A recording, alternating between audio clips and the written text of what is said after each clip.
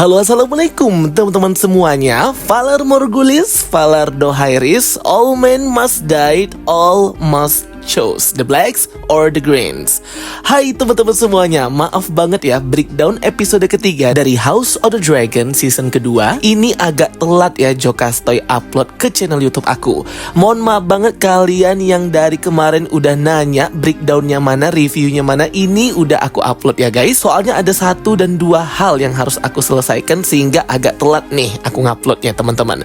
Tapi ini udah aku upload ya guys. Dan aku mau berterima kasih banget untuk pihak HBO Go Asia yang sudah mengirimkan official merchandise resmi House of the Dragon yang keren banget ini ya. Boxnya besar banget ya teman-teman. Nanti aku akan ada video unboxingnya terpisah nih. Tapi di sini aku dapat kotak box The Greens. Jadi aku dipilih untuk jadi tim The Greens nih oleh HBO Go ya guys.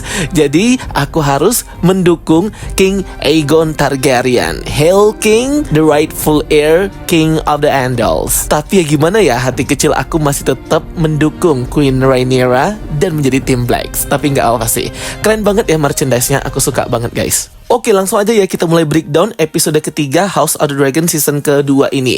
Yang menurut aku keren banget ya. Apalagi kita bisa melihat dragon dari Baela Targaryen, yaitu Moon Dancer, yang nge-chase Criston Cole dan army-nya itu. Gila sih, bagus banget. Oke, tapi sebelum itu bagi kalian yang belum join grup spoiler Telegram Jokastoy, segera join ya.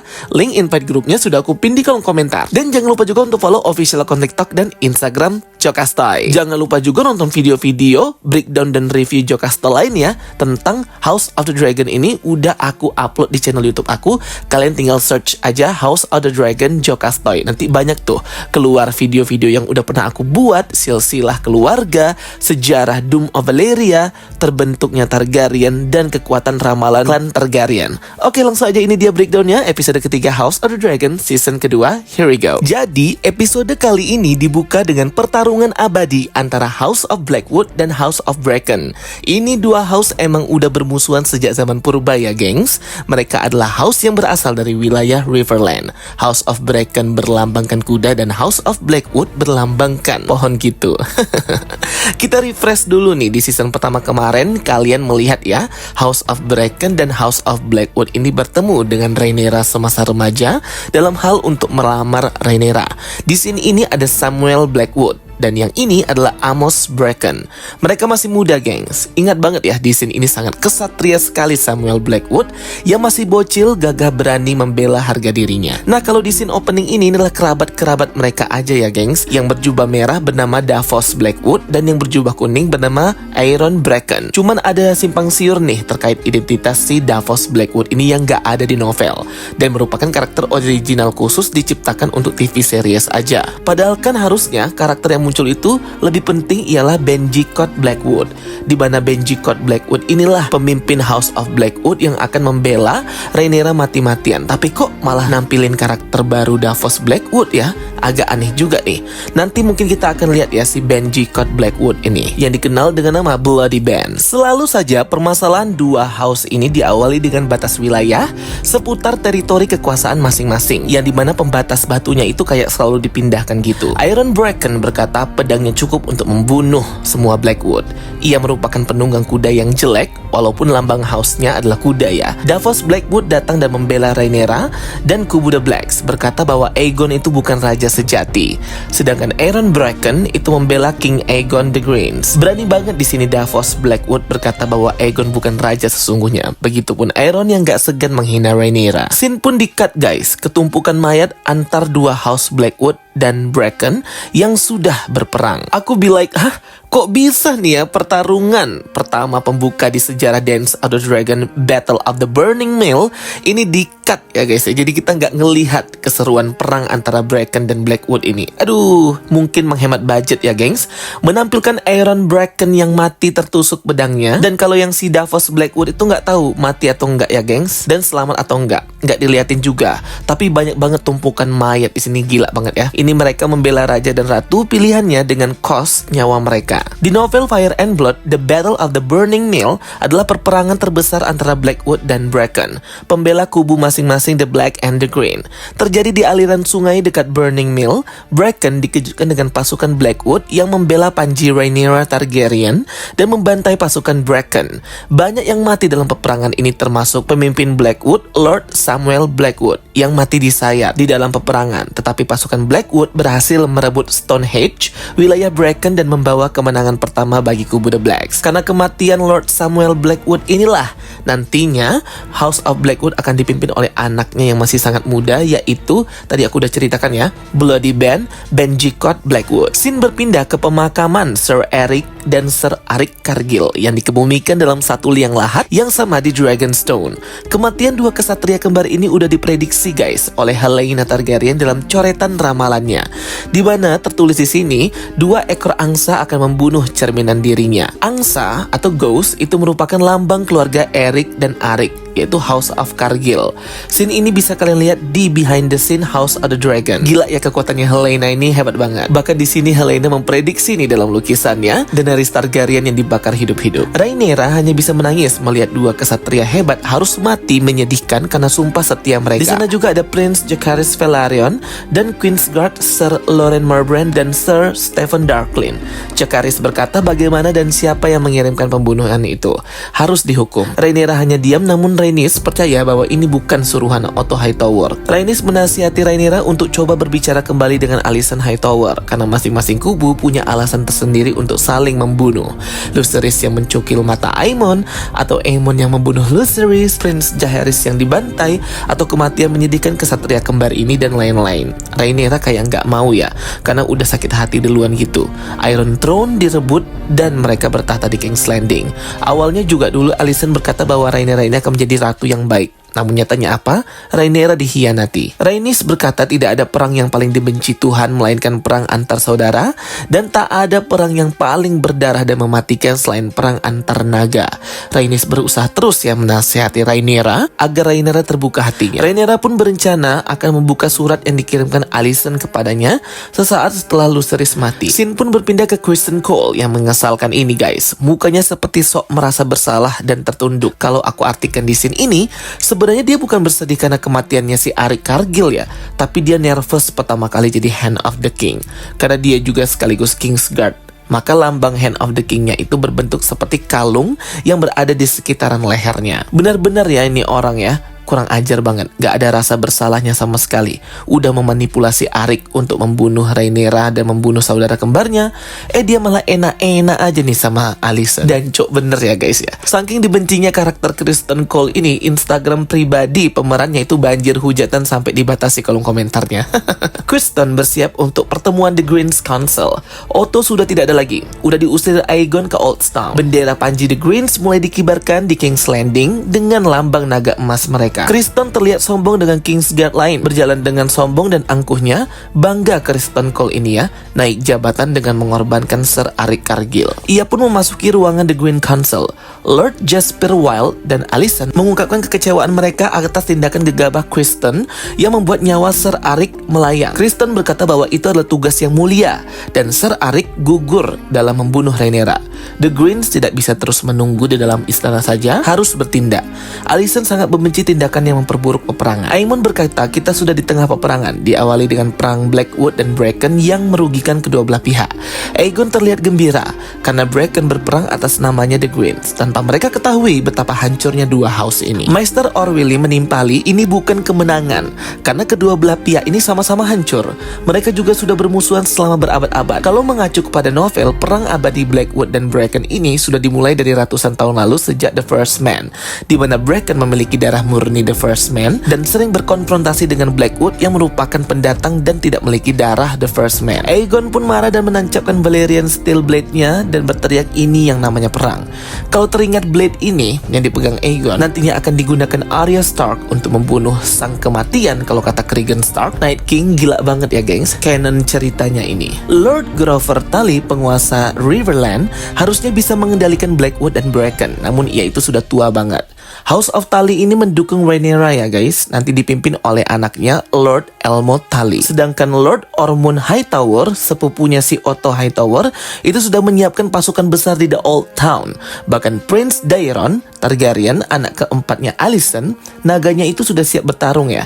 Dan gak sabar banget guys untuk lihat naganya si Daeron ini, The Blue Queen Tessarion. Tapi kayaknya nanti di season ketiga ya. Tyrion Lannister juga berkata saudara kembarnya Jason sudah menyiapkan pasukan besar di Casterly Rock yang bisa menyerang Blackwood kapan aja melewati wilayah barat. Dengan dua pasukan The Greens ini, Riverland bisa hancur. Alicent tidak setuju dengan pembantaian besar-besaran ini. Namun wilayah Riverland ini adalah kunci kemenangan perang karena tempatnya ini strategis. Lah, kok bisa?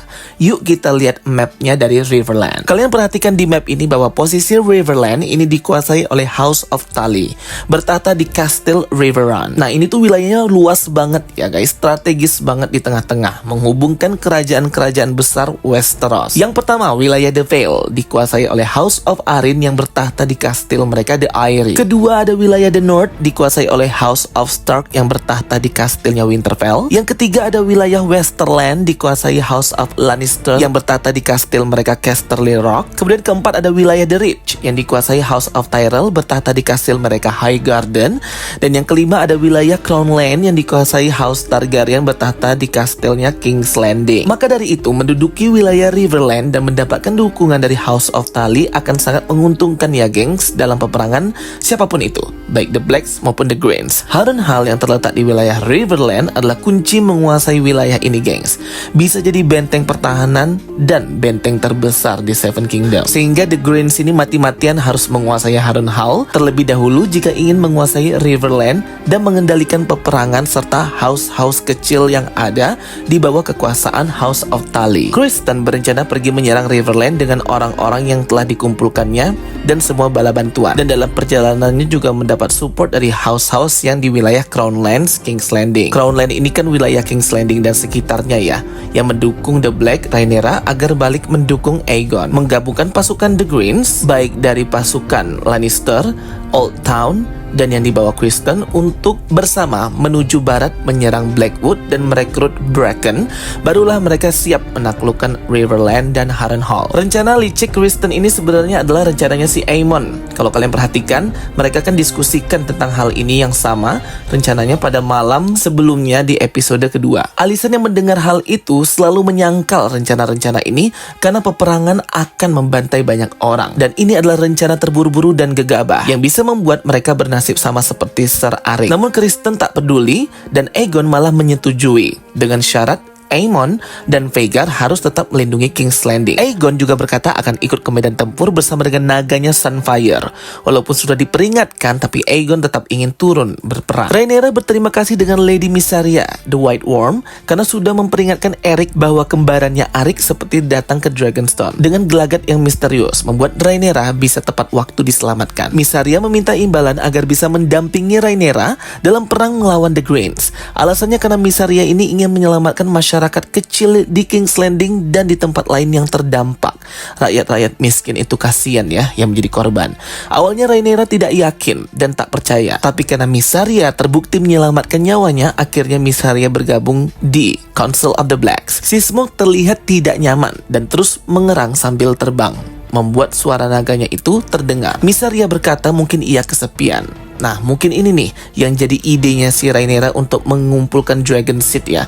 Dari idenya Mysaria bahwa naga-naga yang kesepian ini harusnya diberikan tunggangan baru, Dragon Riders yang baru, yang pastinya akan membela Rhaenyra. Rhaenyra pun memanggil Rhaena Targaryen untuk bertemu dan berkata bahwa Joffrey Velaryon dengan naganya Tyraxes akan pergi ke The Vale, tempat sepupunya Lady Jane Arryn memimpin, sebagai ganti pasukan House of Arryn yang akan membantu The Blacks dalam peperangan. Jadi Lady Jane Arryn ini menginginkan seekor naga di The Vale gitu ya, sebagai ganti yang memberikan pasukannya. Kemudian anak Rhaenyra dengan Daemon Targaryen, yaitu Aegon Targaryen dan Viserys Targaryen, juga disuruh ikut dengan Joffrey ke The Vale bersama naga lainnya Stormcloud. Jadi ada dua naga yang ke The Vale ini ya teman-teman, tapi masih kecil guys karena baru netas, Tyraxes dan Stormcloud. Naga Tyraxes itu milik Prince Joffrey Velaryon, sedangkan naga Stormcloud itu milik Prince Aegon Targaryen. Targaryen masih pada kecil. Rhaena yang mendengar rencana Rhaenyra terhadap dirinya untuk membersamai dan menjaga para naga serta anak-anaknya, merasa kecewa karena dia tuh ingin battle berjuang di medan tempur, bukan jadi malah suster pengasuh gitu, membuatnya sedih. Rhaena harus membawa Aegon dan Viserys ke Pentos, tempat Pangeran Regio, untuk berlindung. Rhaena awalnya menolak dan merasa tidak diandalkan karena saudarinya Baela lebih diandalkan karena bisa memiliki naga, membuat Rhaena ini kecewa dengan keputusan Rhaenyra. For your information, Rhaena ini di umurnya yang sekarang belum ada naga sama sekali ya. Tidak ada naga yang terikat dengannya karena nggak ada yang mau nurut dengan si Rhaena, membuat dia nggak ada naga sama sekali. Rhaenyra menekankan bahwa tugas si Rhaena ini juga penting, jadi jangan disepelekan untuk menjaga anak-anaknya dan menjaga garis keturunan murni bloodline Targaryen. Akhirnya Rhaena pun mengerti dan pergi dengan wajah kecewa. Scene pun berpindah ke Harrenhal, di mana Daemon Targaryen bersama naganya Caraxes itu sudah sampai di sana dalam lautan awan badai hujan malam itu. Ia masuk datang mengendap-endap lengkap dengan baju armor dragonnya itu. Harrenhal ini adalah kastil terbesar di Westeros guys, sangat besar, namun udah meleleh karena Balerion the Black Dread. Daemon bertemu dengan Sir Simon Strong yang menguasai kastil Harrenhal dan berkata bahwa Daemon akan mengambil alih kastil Harrenhal. Simon Strong pun langsung menyerah, bersumpah setia dengan Rhaenyra the Blacks di depan Daemon. Daemon pun makan malam bersama dengan mereka. Berikut Sir Simon Strong serta anak-anaknya, namun Daemon menolak untuk makan, takut diracuni. Daemon bertanya bagaimana status pengkhianatan Larys Strong. Simon berkata sudah membuang Larys yang merupakan penghinaan atas klan Strong. Dia juga berspekulasi bahwa kematian Lionel dan Harwin Strong, ayah dan saudaranya si Larys, itu adalah pembunuhan karena Harrenhal ini sangat lembab dan sulit untuk menghidupkan api. Bahkan itu adalah kebakaran pertama semenjak diserang Balerion yang mengakhiri keturunan King Harrenhal. Jadi kayak nggak mungkin banget ada api nggak bisa dipadamkan. Jadi itu adalah pembunuhan. Di sini juga terlihat wanita dewasa berambut hitam dikuncir yang melihat ke arah Daemon. Nah ini nih yang ditunggu-tunggu ya guys. Karakter baru di season kedua, wanita ini bernama Alice Rivers, The Witch. Simon salah mengucap Daemon yang harusnya dipanggil Yang Mulia karena dia ini suami ratu yang membuat Daemon ini kesal. Daemon berkata kedatanganku ke Harrenhal itu untuk menguasai daerah Riverland karena ini merupakan kastil terbesar di Seven Kingdom dan Harrenhal adalah kunci menjadi benteng menguasai Riverland. Daemon akan membuat 40.000 pasukan di daerah Riverland ini, meminta dukungan House of Tully dan house-house keluarga lainnya yang berada di Riverland untuk mendukung Queen Rhaenyra. Daemon meminta Simon membujuk penguasa Riverland atau Lord-Lord lainnya, terkhusus Grovery Tully, untuk memihak The Blacks. Paginya di King's Landing, pasukan The Greens bersiap untuk melancarkan aksi mereka, menaklukkan Riverland, dipimpin langsung oleh Criston Cole.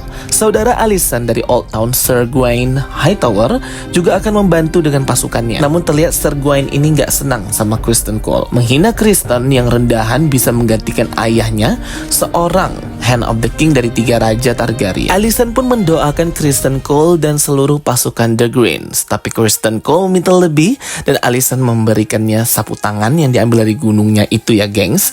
Segera pasukan The Greens yang banyak itu meninggalkan King's Landing. Di The Blacks Council, Rhaenyra menolak untuk menggunakan naga, sementara anggota lainnya menginginkan naga segera diturunkan untuk membakar semua musuh. Pasukan The Blacks ini lumayan dikit ya, karena kayak kolaborasi pasukan bantuannya dari utara House of Stark itu belum ada, dari The Vale Arryn juga belum ada, serta dari Harrenhal Daemon juga belum jelas, membuat si Rhaenyra ini juga kebingungan. Rhaenyra malah terus didesak untuk segera bertindak menurunkan pasukannya, karena The Greens akan sudah bertindak. Rhaenyra bahkan diusulkan mengevakuasi dirinya biar anggota councilnya aja menjalankan peperangan. Namun Rhaenyra menolak, marah dan pergi. Rhaenys Targaryen mengingatkan lagi kepada anggota council bahwa Rhaenyra adalah ratu yang berbeda. Ia memakai mahkota King Jaehaerys Targaryen, kakek Rhaenys, yang menjadi satu-satunya raja yang baik, dicintai dengan kedamaian dan menyejahterakan rakyat pada masa kepemimpinannya. Paling lama memimpin jadi Raja Targaryen selama 55 tahun ini. Raja terbijak, bahkan bertahta lebih lama dari Aegon the Conqueror. Aegon the Conqueror ini hanya bertahta 37 tahun ya, terus mati karena sakit stroke. Jadi ya Rhaenyra ini nggak barbar ya gengs, nggak bisa dia langsung menurunkan naga seperti itu. Terlihat Rhaenys dan Corlys yang sedang bermesraan membicarakan nasib mereka dan dunia ini terkait pewaris tahta Driftmark Velaryon oleh Joffrey Velaryon, anak ketiganya si Rhaenyra. Mereka juga mempertimbangkan Rhaena menjadi pewaris Driftmark. Rhaenys mengkhawatirkan Corlys. Namun Corlys terlihat siap dengan apapun yang menimpanya. Kembali ke Dragonstone, Rhaenyra mengantarkan anak-anaknya Rhaena untuk pergi ke The Vale. Rhaenyra mengenakan sweater hitam yang sama dengan dikenakan Lucerys. Rhaenyra mengikut sertakan naga kecilnya Tyraxis dan Stormcold, dua naga yang baru lahir dan akan segera besar, menyuruh Rhaena untuk menjaga naga-naga kecil ini yang sangat rapuh. Lady Jane Arryn juga harus menepati janjinya. Karena Rhaenyra sudah menyediakan naga, maka ia membutuhkan pasukannya. Rhaena harus memastikan hal itu. Baela pun memberikan semangat dengan saudarinya itu ya. Walaupun terlihat Rhaena ini masih gak rela harus pergi dan tidak ikut bertempur, namun Baela tetap menyemangatinya ya. Dua saudari ini saling menyemangati satu dengan yang lainnya. Rhaenyra juga membawa 4 telur naga yang masih dipanaskan dalam box besi gitu ke Rhaena menuju The Vale. Nah ini nih yang mind blowing banget guys. Dari 4 telur naga ini, 3 diantaranya warna hijau, kuning, dan hitam kemerahan, dan yang satunya itu biru tua gitu, sudah dikonfirmasi oleh direktur episode ketiga bahwa telur naga ini yang diselamatkan Rhaenyra dari Dragonstone nantinya akan menjadi 3 telur naganya Daenerys yang berhasil ia tetaskan: Drogon, Rhaegal, dan Viserion. Ini berarti 3 telur naga Daenerys itu peranakannya naga Syrax. Agak aneh ya teman-teman. Padahal bentuk dari 3 naganya Daenerys Targaryen itu lebih mirip ke Dreamfire atau naganya si Helaena daripada naganya Rhaenyra Syrax. Ini plot hole ya teman-teman. Berbeda dari segi novelnya. Ceritanya nggak gini 3 telur naganya Daenerys ini. Jadi ada perubahan cerita gitu ya. Kalau versi novelnya 3 telur naga Daenerys Targaryen ini adalah telurnya Dreamfire, naga dari Princess Rhaena Targaryen, pemilik Dreamfire pertama sebelum Helaena, dan merupakan kakak dari King Jaehaerys Targaryen, di mana Elisa Farman, partnernya si Rhaena ini, mencuri 3 telur Dreamfire dari Dragonstone dan dijual ke Braavos untuk ditukarkan dengan kapal besar. Nah dari sinilah 3 telur naga ini berkelana hingga sampai ke tangan Illyrio Mopatis dari Pentos. Illyrio Mopatis mendapatkan 3 telur naga yang udah jadi fosil ini dari Shadowland di kota misterius Asai.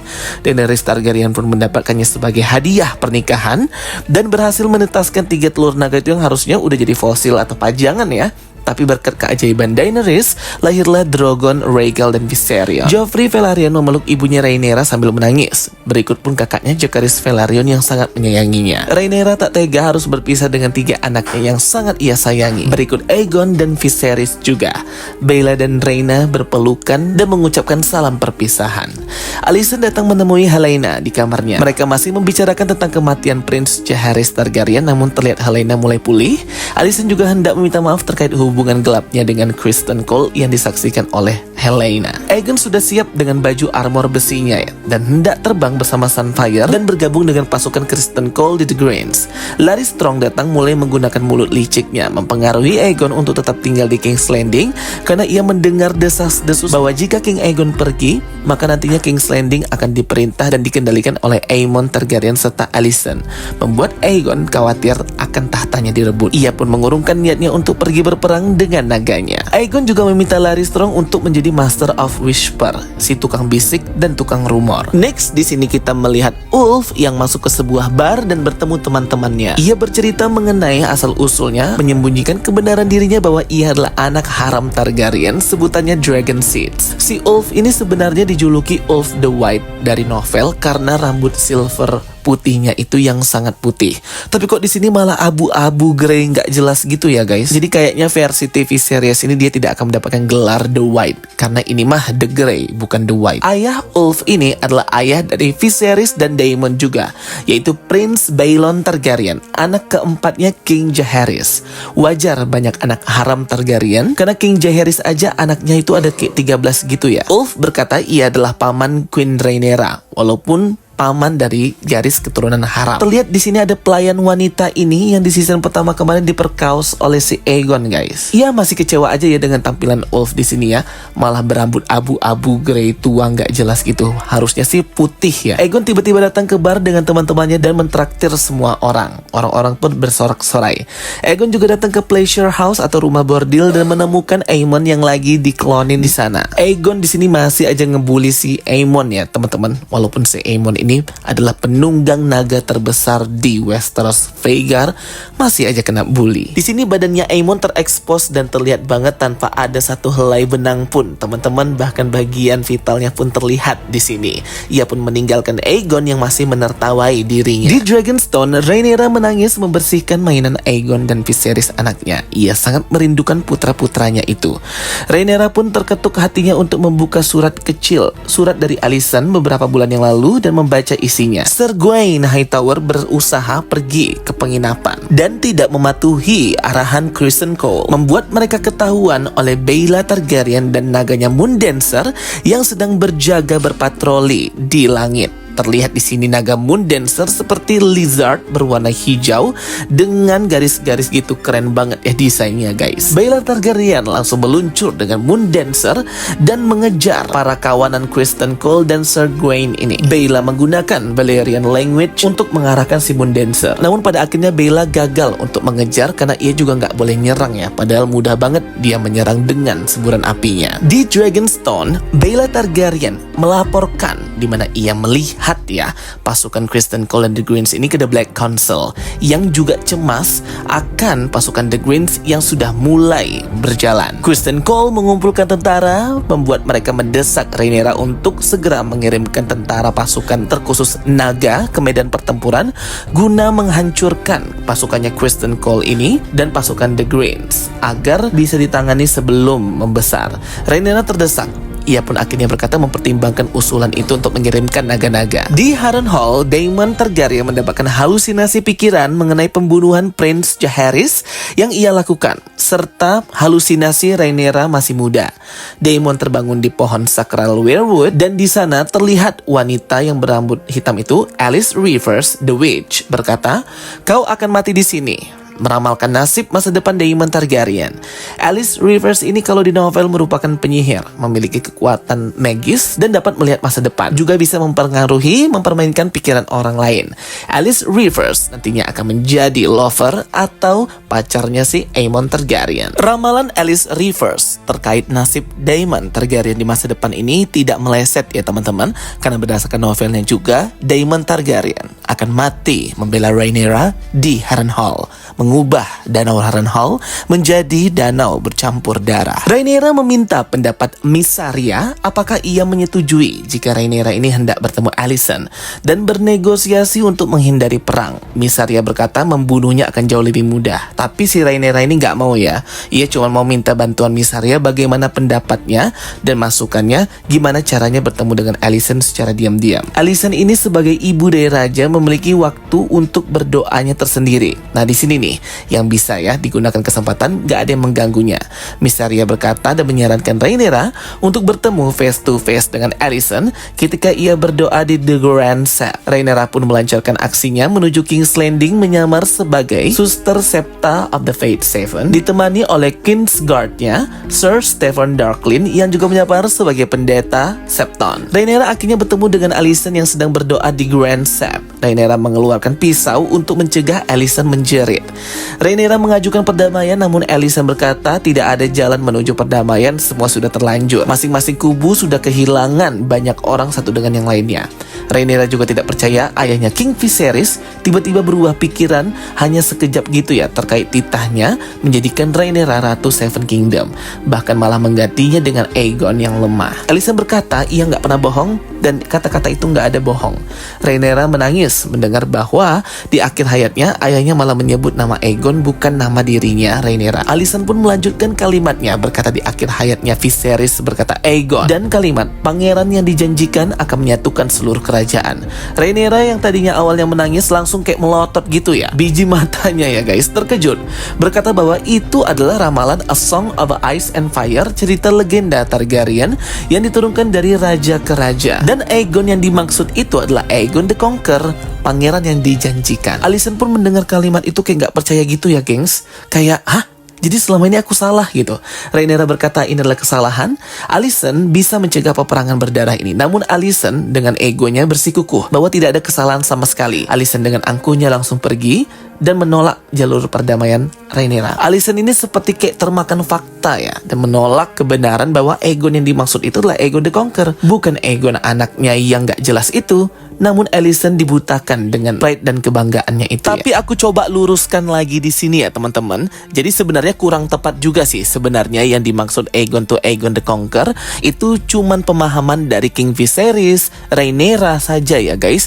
Tapi sebenarnya arti ramalan itu terkoneksi dengan Game of Thrones, di mana Aegon yang dimaksud adalah Prince who promise atau pangeran yang dijanjikan adalah Aegon ke-6, yaitu si Jon Snow. Jadi itu lebih tepatnya ya Aegon yang mana ya, mereka belum tahu ya karena kan belum lahir juga si Jon Snow, masih nanti ratusan tahun lagi. Ini nih ya awal mula titik balik dari krisis identitasnya si Alicent Hightower ini, yang pastinya dia akan merasa bersalah banget kalau memang benar bahwa itu adalah kesalahan, maka dialah biang kerok yang menyebabkan semua kehancuran ini ya, si Alicent itu. Makanya di trailer kemarin kita lihat ya, dia mendapatkan halusinasi, kecemasan, dan juga kayak merasa bersalah gitu si Alicent ini. Yap, itulah beban yang harus ditanggung Alicent seumur hidupnya. Memang agak tricky banget ya ramalan Aegon the Conqueror ini tentang ramalan A Song of Ice and Fire, di mana pangeran yang dijanjikan akan bersama-sama menyatukan dunia dan juga Seven Kingdom untuk bersama-sama mengalahkan kegelapan yang akan datang, yaitu si Night King itu. Scene ditutup dengan mimik wajah Rhaenyra yang seperti tersenyum tipis, menggambarkan bahwa peperangan ini dan tahta ini adalah untuknya.